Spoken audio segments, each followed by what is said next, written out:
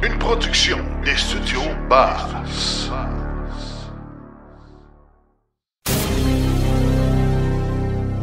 Cet épisode hors série est une présentation du groupe Énergie Canada, votre spécialiste en véhicules de loisirs électriques. Pour plus d'informations, visitez le energygroupcanada.com ou appelez-nous au 1 877 755 5551.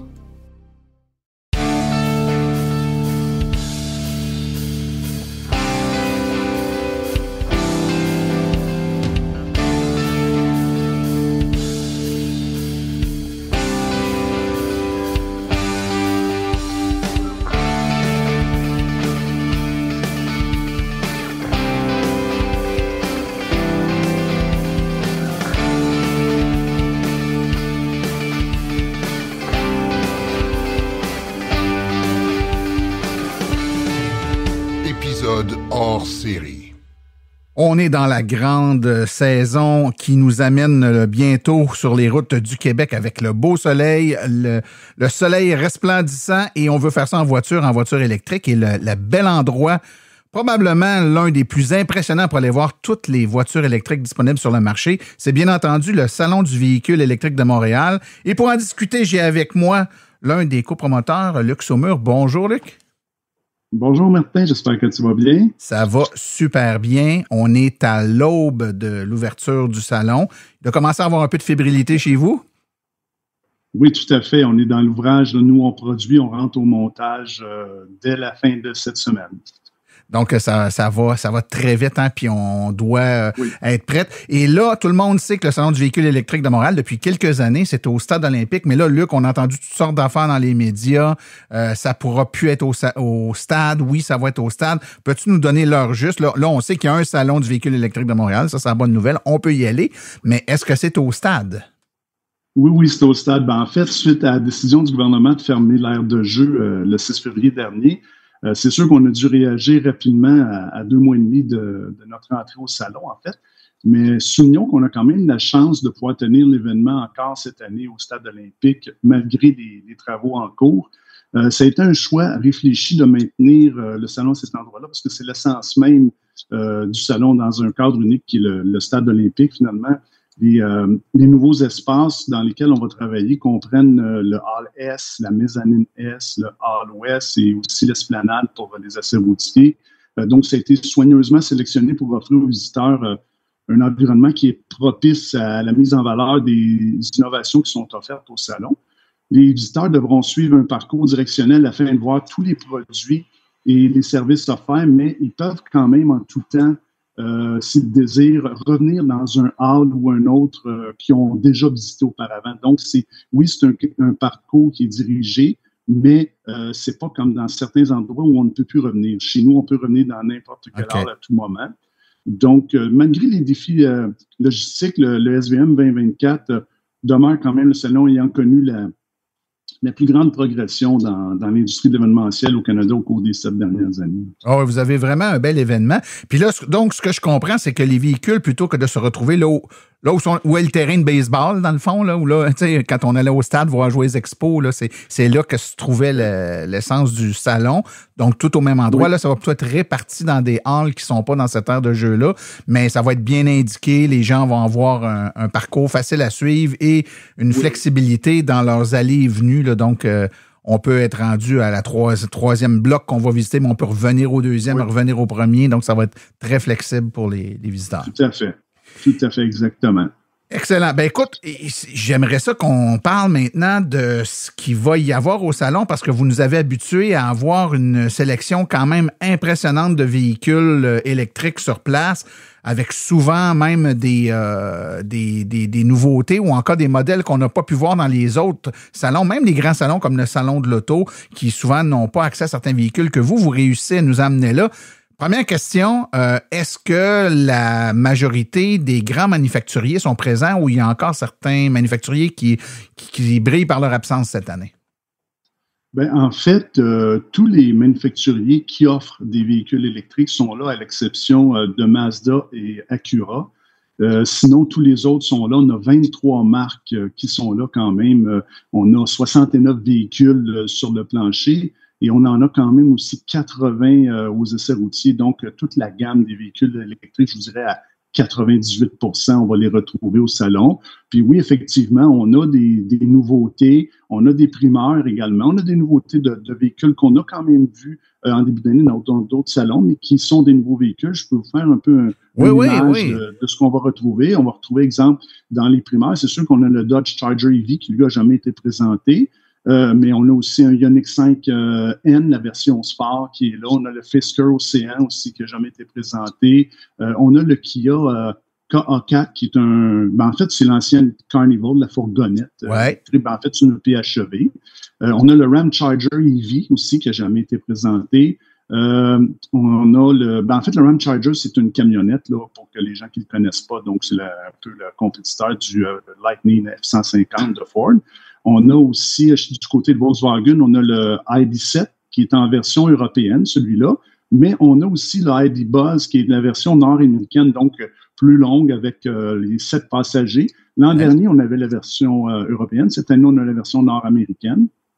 On a aussi les Volvo X30, X90, on a la Fiat 500, on a la nouvelle Tesla Model 3 aussi qu'on a aux essais cette année pour la première fois. Justement, j'en profite du fait que tu me parles de la Tesla Model 3. Donc, Tesla va être là cette année. Est-ce qu'on aura l'opportunité de voir le fameux Cybertruck? Oui, tout à fait. À l'exception que dans les autres salons, on ne pouvait pas voir l'intérieur. Chez nous, pour une première canadienne, les portes vont être ouvertes, donc on ne peut pas prendre place à bord, mais on va pouvoir voir qu'est-ce que le véhicule a l'air à l'intérieur, ce qu'on n'a pas pu voir dans les autres événements qui vont se battre. Ah, ben ça, c'est super intéressant. Écoute, le salon du véhicule électrique de Montréal est toujours un excellent et un grand happening. Outre les voitures qui sont là en exposition, vous offrez quand même plusieurs éléments très intéressants, dont les conférences. Je le dis parce que je le sais, je vais en donner une et on va aussi faire des enregistrements de Silence on roule présent là-bas, mais vous avez une belle présentation de conférence, je pense, qui est prévue là, pour toute la durée du salon. Tout à fait. On a une vingtaine de conférences qui sont prévues. Ça peut aller dans des sujets différents. Exemple, acheter un véhicule d'occasion et bien le conserver. Ça peut être des questions sur les véhicules électriques, les petits trucs et astuces. Comment bien choisir sa première voiture 100% électrique et aussi sa borne de recharge. Sauver des milliers de dollars à l'achat d'un véhicule grâce à la déduction fiscale fédérale pour les travailleurs autonomes ou les entreprises. Le véhicule électrique est-il réellement plus écologique que la voiture à essence? C'est tous des points qu'on va regarder. Évidemment, toi, tu fais une conférence, comme tu l'as dit tout à l'heure, achat de cette première voiture électrique, question à se poser. Puis évidemment, tu fais aussi comme tu l'as indiqué, des podcasts durant l'événement. Oui, puis on incite beaucoup les auditeurs qui nous écoutent, à venir au salon. Je pense que c'est important de venir voir puis de vous renseigner sur ce qui va être disponible, mais aussi de venir faire un tour dans la zone conférence, donc que ce soit tous les conférenciers qu'on a énumérés là-bas ou même les enregistrements de Silence on roule. C'est toujours le fun quand il y a une interaction puis qu'il y a du public qui est là. Je pense que ça donne un peu de vie. Écoute, Luc, tu as parlé de bornes de recharge, puis ça m'amène à te poser la question. On le sait qu'il va y avoir des véhicules, mais est-ce qu'il y a d'autres type d'exposants que des manufacturiers automobiles? Et si oui, quel type d'exposants on peut rencontrer sur le site?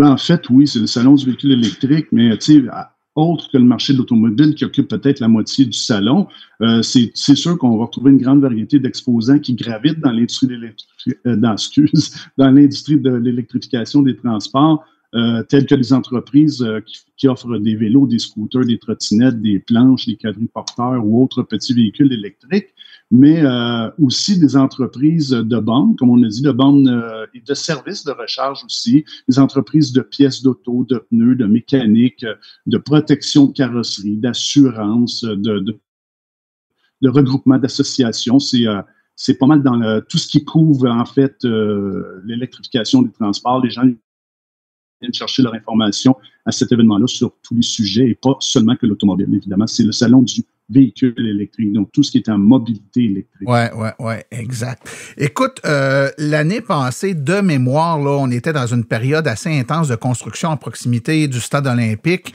Est-ce que cette année, il y a des recommandations particulières pour les gens qui veulent se rendre? Évidemment, le transport en commun est toujours une excellente façon de le faire, là, sans trop s'embourber dans la circulation du centre-ville, mais est-ce qu'il y a des recommandations particulières pour les gens qui viennent de l'extérieur qui voudraient se rendre au salon? En fait, cette année, ça va être quand même beaucoup mieux que l'année dernière où il y avait beaucoup de travaux. Là, cette année, il y en a beaucoup moins. Mis à part, évidemment, le tunnel Louis-Hippolyte Lafontaine, qui, lui, on connaît les problèmes que ça occasionne. Sinon, alentour, ça circule bien. Il y a du stationnement pour tout le monde. Il y a des aires de stationnement partout. Mais évidemment, comme tu l'as dit si bien, on privilégie toujours les gens pour qu'ils viennent en transport en commun, station métro P9 ou Bio.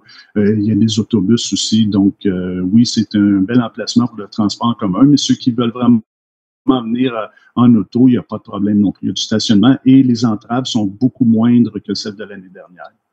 En terminant, Luc, peut-être nous répéter les dates du salon et peut-être nous parler des coûts d'admission pour les gens qui veulent se rendre. Donc, qu'est-ce qu'il y en est? Écoute, Martin, tout juste avant de te dire les dates et les coûts d'admission, j'aimerais ça faire une petite parenthèse sur... on sait que cette année, le 12 mars dernier, il y a eu les subventions qui sont diminuées. On sait qu'ils vont être diminuées à partir du 1er janvier 2025 et ils vont être complètement abolis en 2027. Ce qui fait que c'est une belle occasion pour les gens de venir voir quels sont les véhicules qui sont disponibles d'ici au 31 décembre. Là, ceux qui veulent vraiment profiter de cette subvention-là, je pense que c'est un bon moment pour le faire. On a encore quelques mois. Et ça va venir vite le 31 janvier. Tout à fait. C'est juste une petite oui, puis ton point est bon, Luc.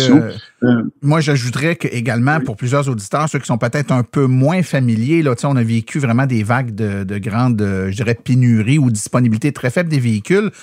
C'est loin d'être parfait, mais ça s'est grandement amélioré si on compare à l'année dernière. Donc, quelqu'un qui maintenant commence à magasiner son véhicule, bon, évidemment, il y a certaines marques que c'est un peu plus long, là, mais il y a quand même bon nombre de manufacturiers qui sont capables de nous livrer un véhicule à l'intérieur de cette plage-là où on a encore accès aux pleines subventions, c'est-à-dire jusqu'au 31 décembre 2024. Donc, ça vaut vraiment la peine. Là. Partez pas avec l'idée que c'est peine perdue puis que c'est trop long puis que vous n'aurez pas votre véhicule en 2024.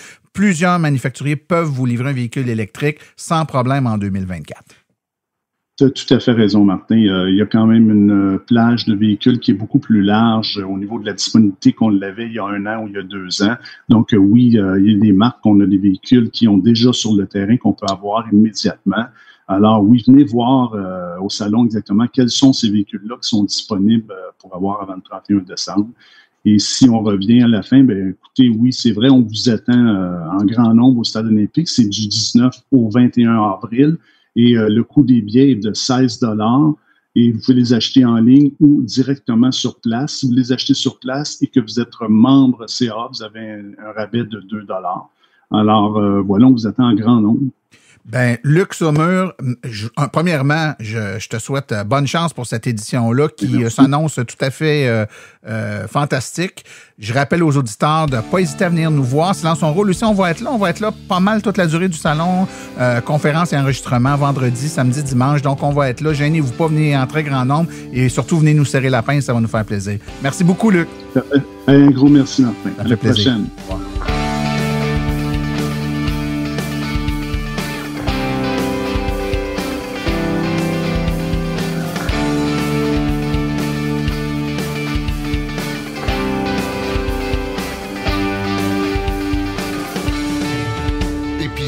Hors série.